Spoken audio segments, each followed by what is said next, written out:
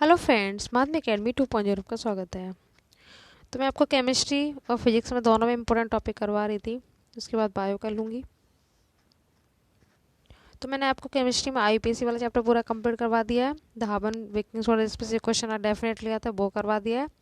और समीकरण को संतुलित कैसे करते हैं, ये लेसन 1 में है, ये भी करवा दिया है। तो उसी लेसन 1 में कुछ इंपॉर्टेंट टॉपिक बचे हुए हैं जिनसे क्वेश्चन पूछे जाते हैं, वो इसी वीडियो में पूरा हम कवर कर लेंगे। इस तरह से लेसन 2 में जो बचा है वो स्टेप बाय स्टेप कंप्लीट होता जाएगा। तो चलिए पहले इसका देख लेते हैं। पहला चैप्टर आपका रासायनिक क्रिया, उसके प्रकार हैं और रासायनिक समीकरण कैसे लिखे जाते हैं ये।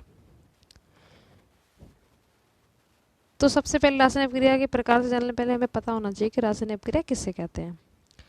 सिंपल भाषा में आपको करना है कि जब एक या एक से अधिक पदार्थ आपस में क्रिया करके एक नए पदार्थ का निर्माण करते हैं तो ऐसी क्रियाएं रासायनिक क्रिया कहलाती है। कोई भी एक पदार्थ हो या एक से अधिक पदार्थ हो, जब वो मिलकर एक नए पदार्थ का निर्माण करते हैं तो उसे रासायनिक क्रिया कहते हैं। ठीक है, सपोज मैंने H2O ले लिया, हाइड्रोजन प्लस ऑक्सीजन, तो हाइड्रोजन ऑक्सीजन से मिलकर क्या बनता है, पानी, H2O। ये बैलेंस कैसे करते हैं मैंने आपको सिखा रखा है। अगर आपने वीडियो ना देखा हो तो डिस्क्रिप्शन में लिंक दे रखा है या प्लेलिस्ट पे जाके आप देख सकते हैं। केमिस्ट्री आईपीएससी के नाम से, उसमें सारे केमिस्ट्री के टॉपिक मिल जाएंगे।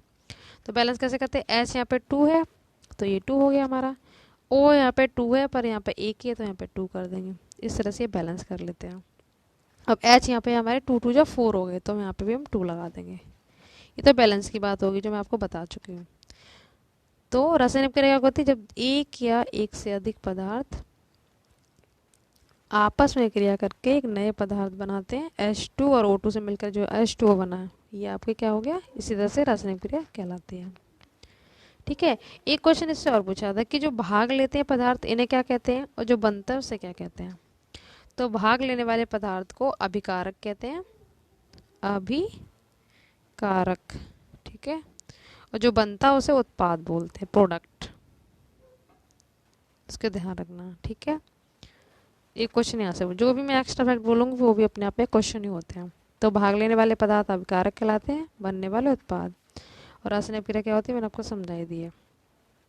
अब देख लेते हैं रासायनिक समीकरण। रासायनिक समीकरण क्या होता है, किसी रासायनिक अभिक्रिया को अभिकारकों, जस्ट अभी बताया आपको कि अभिकारक क्या होते हैं, जो भाग लेते हैं, और उत्पादों जो बनते हैं के बीच क्या होता है, प्रतीक व रासायनिक सूत्रों का प्रयोग जो होता है, इसका प्रदर्शन जो भी कहलाएगा वो क्या होगा, रासायनिक समीकरण।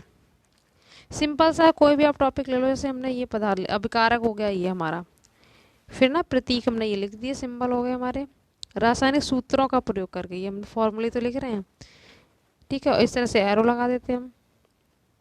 फिर यहाँ से जो बनेगा MgO, ये सब हमारे क्या कहलाते हैं, रासायनिक समीकरण कहलाते हैं। ठीक है, ये क्वेश्चन नहीं पूछा जाता, अगर रेयर केस में कभी आ भी जाए तो आप इस तरह से लिख देंगे। ठीक है, रासायनिक क्रिया से क्वेश्चन ऐसे पूछा है कि रासायनिक क्रिया किसे कहते हैं और इनके प्रकार लिखिए, अगर लॉन्ग में पूछेगा तो।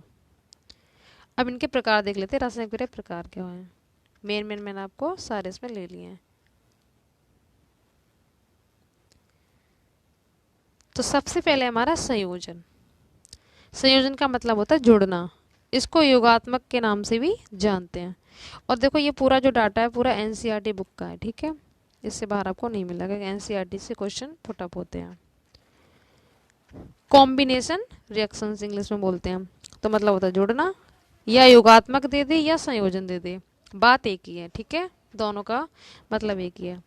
तो आप सिंपल भाषा में बोलोगे, रासायनिक क्रिया मैंने आपको बता ही दी कि जब दो पदार्थ मिलकर एक नया बनाते हैं वो रासायनिक क्रिया होती है। तो जिसमें दो या दो से अधिक पदार्थ मिलकर एकल उत्पाद का निर्माण करते हैं। ठीक है, एकल का मतलब होता है एक पदार्थ का, दो या दो से अधिक पदार्थ मिलकर एकल उत्पाद, उत्पाद मतलब क्या होता है, जो बन रहा है हमारा पदार्थ। और अभिकारक क्या होता है, जो भाग ले रहे हैं, जस्ट अभी हमने समझाया। ऐसी अभिक्रिया को संयोजन अभिक्रिया या योगात्मक अभिक्रिया कहते हैं। अपनी भाषा में कैसे करोगे, जब दो या दो से अधिक पदार्थ आपस में मिलकर एकल उत्पाद का निर्माण करते हैं या एक नए पदार्थ का निर्माण करते हैं तो उन्हें योगात्मक या संयोजन अभिक्रिया कहते हैं। तो आप कोई भी दो पदार्थ ले लो, इसने अमोनिया लिया NH3 मतलब अमोनिया, HCl हाइड्रोजन क्लोराइड या हाइड्रोक्लोरिक अम्ल, तो इससे हमारा बनेगा NH4Cl यानी नौसादर, इसी को अमोनियम क्लोराइड भी कहते हैं। देखो ये लिख रखा है ना हमारा, अमोनिया हाइड्रोजन क्लोराइड या हाइड्रोक्लोरिक अम्ल, इसी से बना अमोनियम अमोनियम क्लोराइड। और ये ऊध्र्वपातन का भी गुण पाया जाता है। ये क्वेश्चन पूछा जाता है कि दो ऐसे पदार्थों के नाम बताओ जिनमें ऊध्र्वपातन का गुण पाया जाता हो। तो एक तो आयोडीन है, एक हमारा नौसदर है और एक कपूर। ये क्या होता है ऊध्र्वपातन, मतलब इन्हें गर्म करने पर ये सीधे वाष्प में बदल जाते हैं। ठीक है, ये क्वेश्चन जो भी एक्स्ट्रा पूछा था मैं आपको सब बताती चल रही हूँ। इसी तरह से दो पदार्थ इसमें ले लिए। आप हिंदी इसको रटो मत, बस अपनी भाषा में इससे करो। ठीक है, ऐसे इसमें दो पदार्थ लिए, CO, ये जी मतलब यहाँ पे गैस है। ठीक है, कार्बन मोनोऑक्साइड जहरीली गैस होती है बहुत। ठीक है, और क्लोरीन, इससे मिलकर क्या बना, COCl2, ये भी गैस ही है। जी का मतलब गैस होता है, L का मतलब लिक्विड और S का मतलब सॉलिड। तो ये बन गया कार्बन क्लोराइड। आपको एक सिंपल कर सकते हो, इसकी जगह आप कोई भी एग्जांपल ले लो। आप सिंपल ये भी लिख सकते हैं Mg+O2 और MgO बना देना। बैलेंस करना तो आपको सिखा ही दिया। ये दो हैं तो यहाँ पे दो लगा दो, यहाँ पे भी 2 लगा दो। 2 Mg हो गए, 2 O2 हो गए। तो हमारे ये दो जो लगा है दोनों के लिए, Mg के लिए भी और O के लिए। आप XYZ कोई भी एग्जाम्पल डालो, उस पर दो पदार्थ लेके एक बनाना है। ठीक है, कोई भी ले सकते हैं। H2O2 भी ले सकते हो, H2O बन जाएगा। ये सब रासायनिक अभिक्रिया के प्रकार हैं मेन जो आपके एग्जाम में पूछे जाते हैं। अब है हमारा नेक्स्ट टॉपिक ऊष्माक्षेपी और शोषी। ये भी खूब पूछी जाती हैं। तो सबसे पहले एक्जोथर्मिक रिएक्शन देखते हैं, ऊष्माक्षेपी क्या होती है। वे रासायनिक अभिक्रियाएं या ऐसी रासायनिक अभिक्रियाएं जिनमें क्रिया के फलस्वरूप, मतलब जो भी हम क्रिया करा रहे हैं उसमें ऊष्मा उत्पन्न होती है, तो ऐसी अभिक्रिया को क्या कहते हैं, ऊष्माक्षेपी। तो देखो मेथेन हो गया हमारा CH4, थोड़ा जूम कर देती हूँ मैं इसको। देखो मीथेन क्या है, ये प्राकृतिक गैस होती है। ठीक है, इसे मार्स गैस भी कहते हैं। धान के खेतों में दलदली स्थानों में ये पाई जाती है। और सबसे प्रथम ये पूछा जाता है कि प्राकृतिक गैस का एग्जाम्पल दो, तो ये आप मेथेन ही लिखेंगे। और ऑक्सीजन, इन दोनों को मिलकर देखो क्या बना हमारा, CO2 बना, कार्बन डाइऑक्साइड यानी जी मतलब गैस, और ये पानी बना। ठीक है, इससे और प्लस क्या है, हीट, इससे ऊष्मा निकल रही है। तो ये बोला ना अभी कि बे रासायनिक क्रिया जिनमें क्रिया के फलस्वरूप ऊष्मा उत्पन्न होती है। ठीक है, ऑक्सीजन की उपस्थिति में हम दहन कर रहे हैं ना, जला रहे हैं, दहन का मतलब ऑक्सीजन की उपस्थिति में जलाना। तो नॉर्मल सी बात है, C है तो यहाँ पे CO2 बनेगा, पानी और ऊष्मा निकलेगी यहाँ से। ठीक है,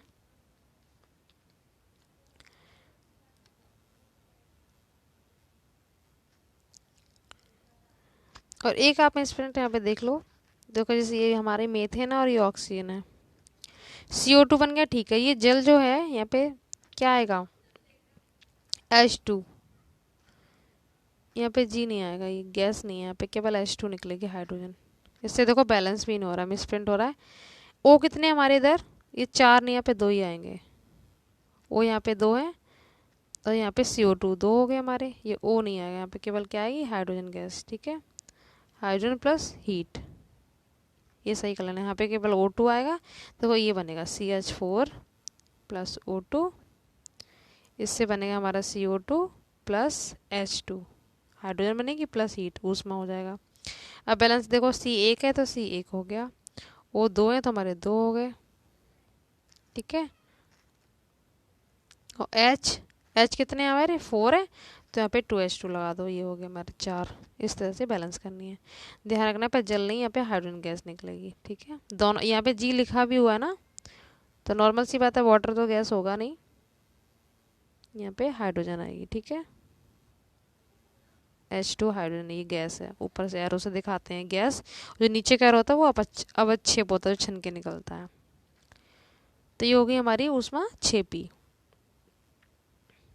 ये हो गया, ये तो कुछ आएगा नहीं, प्राकृतिक गैसों का दहन, ये कुछ नहीं आता। अब ऊष्मा शोषी देख लेते हैं। ठीक है, ऊष्मा शोषी क्या होती है, इसमें ऊष्मा मुक्त होती है। इसमें क्या होगा, वे रासायनिक प्रक्रिया, इसमें ऊष्मा का अवशोषण होता है। ठीक है, मतलब एब्जॉर्ब कर लिया जाता है इसको। एंडोथर्मिक, ये एक्जोथर्मिक होती है, एंडो, जिसमें ऊष्मा का अवशोषण होता है उन्हें ऊष्मा शोषी कहते हैं, और जिनमें ऊष्मा मुक्त होती है उन्हें ऊष्माक्षेपी कहते हैं। इसका एग्जाम्पल मैं आपको बता दे रही हूँ, जैसे ये 2HGO, 2 यहाँ बैलेंस करने के लिए लगा दिया मैंने। इससे हमारा बनेगा Hg मरकरी होता है लिक्विड फॉर्म में, तो यहाँ पे एल लिख देंगे, ठीक है, लिक्विड है ये।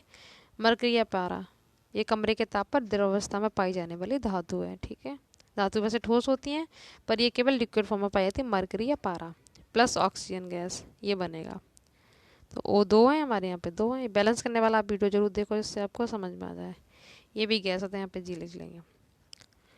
और यहाँ पे प्लस ऊष्मा रखना, प्लस ऊष्मा, फिर एरो लगा के ये बन जाएगा। तो ऊष्मा को यहाँ पे एरो से पहले रखना है, देखो ये एरो है हमारा, यहाँ पे पदार्थ लेंगे प्लस ऊष्मा। ऊष्मा को एब्जॉर्ब किया जा रहा है, तो ये हमारी हो गई आपकी ऊष्मा शोषी। और एरो के बाद अगर ऊष्मा इधर निकल रही है तो आपकी होगी ऊष्मा छेपी, बस ये डिफरेंस याद रखो, ठीक है। एरो को इधर ऊष्मा निकल रही है तो छेपी होगा, और इधर इस साइड ऊष्मा लेंगे तो शोषी होगा। अपनी भाषा में दोनों को करना है, ये बहुत पूछे जाते, इंपॉर्टेंट है। और टाइप देख लेते हैं, विस्थापन अपक्रिया। नेक्स्ट टाइप है इसका रासायनिक प्रयोग का डिस्प्लेसमेंट, मतलब एक इसमें दूसरे का स्थान ले लेता है। मैंने आपको पेपर सॉल्यूशन पूरा करवा रखा है, वो आप देख लीजिए, पूरा बोर्ड तक के लिए इम्पोर्टेंट है। मैंने 2 साइंस के डाल दी, इसके बाद और भी डाल दूंगी। देखो विस्थापन अपक्रिया क्या होती है, वे अपक्रियाएं जिनमें एक क्रियाकारक पदार्थ दूसरे क्रियाकारक पदार्थ से कम क्रियाशील पदार्थ को विस्थापित कर देता है। ये मैं आप लोग करवा चुकी हूँ पेपर सॉल्यूशन में भी। जो अधिक क्रियाशील, वे जो एक क्रिया पदार्थ जो दूसरे से ना अधिक होगा क्रियाशील, वो कम क्रियाशील वाले को क्या करेगा, विस्थापित कर देगा, कम क्रियाशील वाले पदार्थ को। देखो यहाँ पे कॉपर और आयरन, आयरन ने इसका स्थान ले लिया FeSO4। क्यों, क्योंकि आयरन का स्थान सक्रियता श्रेणी में कॉपर से ऊपर है, तो अधिक क्रियाशील कौन हुआ, आयरन, तो ये कॉपर को अलग कर देगा, सिंपल। और ये आपको अपनी भाषा में कर लेनी है, इसको रट्टा मार के नहीं करना, सिंपल करोगे, ठीक है। एक क्रियाकारक पदार्थ दूसरे क्रियाकारक पदार्थ से कम क्रियाशील पदार्थ को विस्थापित कर देगा। तो आयरन ने क्या किया, जो कम क्रियाशील थी कॉपर को अलग कर दिया और खुद इससे क्रिया कर लिया FeSO4, ये बन गया फेरस सल्फेट हरे रंग का, ये कॉपर सल्फेट है ब्लू कलर का, ये हमारा आयरन होता है। अच्छा, आयरन की कमी से कौन सा रोग होता है, एनीमिया। जो जो क्वेश्चन माइंड में आते हैं मैं आपको बताते जा रही हूँ, जो कि पूछ जाते हैं बार बार एग्जाम में। ये हो गया विस्थापन। अब देखो द्विविस्थापन, डबल डिस्प्लेसमेंट, ठीक है, मतलब 2 बार इसमें ऐसा होगा, एक दूसरे का स्थान ले लेते हैं। सेम वही है, बेरासायनिक अपक्रिया में अवकारक, अवकारक क्या होता है, जो भाग ले रहे हैं, कि आयनों अथवा मूलकों के परस्पर विनिमय द्वारा नए उत्पाद बनते हैं। आयन और ये आपस में जो क्रिया करेंगे फिर नया पदार्थ बनेगा, तो ये हमारी द्विविस्थापन कहलाती है। द्वि मतलब डबल, 2 बार हो। तो इसने सोडियम सल्फेट लिया Na2SO4 और ये BaCl2, ये एक्वा सॉल्यूशन है, ठीक है। तो इससे क्या बना, Ba ने क्रिया कर ली SO4 से, तो BaSO4 बन गया, सॉलिड हो गया, ये एक्वा सॉल्यूशन हो गया हमारा लबड़, ठीक है, सोडियम क्लोराइड। फिर Na ने Cl से क्रिया कर ली, Na ने Cl से कर ली, तो हमारा ये नमक बन गया। बैलेंस करने के लिए Na यहाँ पे 2 लगा, यहाँ पे Cl भी 2 है, तो यहाँ पे 2 लगा दिया गया। बैलेंस करना आपको आना चाहिए, बहुत इंपॉर्टेंट है ये, इंटर तक आपको हेल्प करेगा, ठीक है, ये सीख लो। तो ये हो गई हमारी, और देखते हैं कौन कौन सी बची है। नेक्स्ट हमारा ऑक्सीकरण और अपचयन अपक्रियाएं, इन्हें रेडॉक्स अपक्रिया भी कहते हैं। ऐसी अपक्रियाएं जिनमें ऑक्सीकरण तथा अपचयन दोनों एक साथ एक ही समय पर घटित होते हैं उन्हें उपचयन, अपचयन अपक्रिया अथवा रेडॉक्स अपक्रिया कहते हैं। ऐसी कोई अपक्रिया हो जिसमें ऑक्सीकरण भी हो रहा हो अपचयन भी हो रहा हो, साथ साथ होते हैं, ठीक है, तो उन्हें उपचयन अथवा अपचयन अपक्रिया कहते हैं। या रेडॉक्स के नाम से आए तो रेडॉक्स अपक्रिया कहते हैं। ऑक्सीकरण मतलब ऑक्सीडेशन और अपचयन मतलब रिडक्शन, ठीक है, कमी होना। तो आप इस डायग्राम से अच्छी तरह से इसको समझ सकते हैं, यही मेन आपको बना देना एग्जाम में। कैसे, देखो ये CuO है, कॉपर ऑक्साइड, H2 हमारा हाइड्रोजन है। यहाँ से क्या हुआ, साफ साफ इसमें दिखाया गया है, ऑक्सीजन की कमी हो रही है, ऑक्सीकरण का ह्रास, मतलब यहाँ पे ऑक्सीजन है, ठीक है, ऑक्सीजन का ह्रास, ह्रास का मतलब होता है कमी, ह्रास बोलते हैं, ठीक है। तो यहाँ से ऑक्सीजन हट गया, देखो CuO था, यहाँ पे Cu रह गया, ऑक्सीजन की कमी हुई तो क्या हो गया, अपचयन। और H2O इसमें ऑक्सीजन जुड़ गई तो क्या हुआ, उपचयन। ठीक है, पेपर में पूछा जाता है, ऐसे रिएक्शन दे देगा और पूछेगा किसका ऑक्सीकरण हो रहा है, किसका उपचयन हो रहा है। तो आपको बस ध्यान रखना कि जिसमें ऑक्सीजन हट रही है उसमें अपचयन होगा और जिसमें ऑक्सीजन जुड़ रही है उसमें उपचयन होगा। ठीक है, कंफ्यूज नहीं होना। ऑक्सीजन का जुड़ना अपचयन कहलाता है या ऑक्सीकरण। ठीक है, और हाइड्रोजन में ऑक्सीजन का जुड़ना ये आपका ऑक्सीकरण हो गया और ऑक्सीजन की कमी होना ये आपका अपचयन हो गया। कंफ्यूज नहीं होना। ठीक है, एक बार फिर से देख लो। ऑक्सीजन की कमी होगी, यहाँ पे ह्रास है, ऑक्सीजन की कमी होगी तो अपचयन और जिसमें ऑक्सीजन जुड़ेगा उसमें उपचयन। ठीक है, तो ऐसी अपक्रिया इसमें तो दोनों एक साथ हो रही है तो ये हमारी रेडॉक्स अपक्रिया कहलाएगी। बस पेपर में उपचयन अपचयन आए तो आपको बता देना है और रेडॉक्स अपक्रिया पूछे तो ये लिख देना पूरा। बाकी ये कुछ करने की ज़रूरत नहीं है, ये वाला इन्हीं को रेडॉक्स अपक्रिया कहते हैं, मैंने आपको बता दिया। फिर इसमें देखो ऊष्मीय अपघटन, थर्मल डिकम्पोजिशन। ये क्या होता है, वह रासायनिक अपक्रिया जिसमें यौगिक ऊष्मा के द्वारा दो या दो से अधिक सरल पदार्थों में अपघटित हो जाता है, मतलब टूट जाता है। ठीक है, तो ऊष्मीय अपघटन अपक्रिया कहलाती है। देखो कोई ये पदार्थ है हमारा, इसमें ऊष्मा की उपस्थिति में क्या हुआ कि ये दो या दो से अधिक भागों में टूट गया। ये कैल्शियम कार्बोनेट है, एक तो कैल्शियम ऑक्साइड बन गया हमारा यानी बिना बुझा हुआ चूना, और बुझा हुआ चूना का फार्मूला मैं आपको कई बार बता चुकी हूँ, ये होता है, और बिना बुझा होता है CaO कैल्शियम ऑक्साइड, और इससे बनेगी CO2 गैस यानी कार्बन डाइऑक्साइड। डाई को क्यों लगाते हैं, क्योंकि यहाँ पे O2 दो है ना, और CO होता है एक के लिए मोनो लगाते, तो ये हमारा बन गया कार्बन मोनोऑक्साइड, जिसमें 2 लगा उसमें कार्बन डाइऑक्साइड, और CO3 होता है तो कार्बोनेट। ठीक है, तो ये हो गया अपघटन। ऊष्मा की उपस्थिति में जब एक पदार्थ दो या दो से अधिक भागों में टूट जाता है तो उसे ऊष्मीय अपघटन कहते हैं। उसके बाद इस टॉपिक में, इस चैप्टर में पूरा ये लास्ट टॉपिक बचता हमारा संक्षारण और विकृत घनता। इससे भी पूछ लिया जाता है एग्जाम में। तो संक्षारण में आपको पहले भी इसमें बता चुकी, सिंपल सा है। क्वेश्चन क्या होता है कि जब कोई धातु अपने आसपास अम्ल आद्रता के संपर्क में आती है तो ये संक्षारित होती है, मतलब इस पर जंग लग जाती है एक तरीके से, तो इसी को संक्षारण कहते हैं। जैसे लोहे पर जंग लगना, चांदी के ऊपर काली परत, तांबे के ऊपर हरी परत का चढ़ना। और ये भी पूछता है कि इसको दूर करने के उपाय बताओ, तो मैंने आपको पहले बताया था, जैसे ग्रीस करके इसको कम कर सकते हैं, पेंट करके। ठीक है, और लोहे पर जिंक की परत चढ़ाकर, इसे गैल्वेनीकरण बोलते हैं। तो इसको दूर करने के उपाय हैं। विकृत घनता क्या होती है, रेंसिडिटी, जब तेल या वसा जो प्रकृति में वाष्पशील होते हैं, ठीक है, वाष्पशील जो उड़ जाते हैं वाष्प बन के, इनमें क्या होता है कि युक्त खाद्य पदार्थ उपचयित हो जाते हैं, तब ये विकृत घी रैंसिड हो जाते हैं, मतलब इनका टेस्ट और स्मेल सब बदल जाता है। यही घटना विकृत घनता कहलाती है। सिंपल एग्जांपल देखो, आप कोई चिप्स वगैरह खाते हैं और पैकेट आप ऐसे खुला रख दो, फिर थोड़ी देर बाद जब उसको खाओगे तो उसका टेस्ट बिल्कुल बदल जाता है। ठीक है, ऐसा क्यों होता है, यही आपका विकृत घनता, मतलब उसमें इससे पहले होता है ये भी क्वेश्चन पूछाते हैं कौन सी गैस भरी है, तो उसमें सीलन नाइट्रस के लिए क्या करते हैं, नाइट्रोजन गैस को भर दिया जाता है। ठीक है, नाइट्रोजन गैस को देखो यहाँ पे लिखा भी है, ऑक्सीजन को हटाकर उसके स्थान पर क्या भरते हैं, नाइट्रोजन गैस। ठीक है, ये पूछा था क्वेश्चन। तो ये विकृत घनता होती है, जैसे पैकेट खोला उसमें से गैस निकल जाती है और वो पदार्थ खराब हो जाता है, उसका टेस्ट वगैरह सब बदल जाता है। यही विकृत घनता है। डेफिनेशन में पूछ लेता है कि संचार विकृत घनता पर टिप्पणी लिखिए, और किसको कैसे रोक सकते हैं। वायुरोधी पात्रों में रखना चाहिए, मतलब बिल्कुल भी हवा ना जाए। निम्न ताप पर पके हुए खाने का प्रशीतन करना चाहिए, मतलब फ्रिज पे कम टेम्परेचर पे रखें। और ये तो बता ही दी मैं, नाइट्रोजन गैस भरी रहती है। ठीक है, और खाद्य पदार्थ तथा पके हुए भोजन को सीधे सूर्य के प्रकाश के संपर्क से बचा कर रखना चाहिए। ज़्यादा इंपॉर्टेंट नहीं, बस आपको ये याद रखना बस। और एक क्वेश्चन, ये कौन सी गैस भरी रहती है इनमें चिप्स वगैरह में, तो नाइट्रोजन। ठीक है, तो इस तरह से इस चैप्टर से जो भी इंपॉर्टेंट टॉपिक बच रहे थे मैंने पूरा क्लियर करा दिया है। इसके बाद इसमें एक बचा है कि रासायनिक समीकरण को संतुलित करना, तो मैं आपको करवा चुकी हूँ, डिस्क्रिप्शन में लिंक दे रखा है, उस पर क्लिक करके देख लीजिए।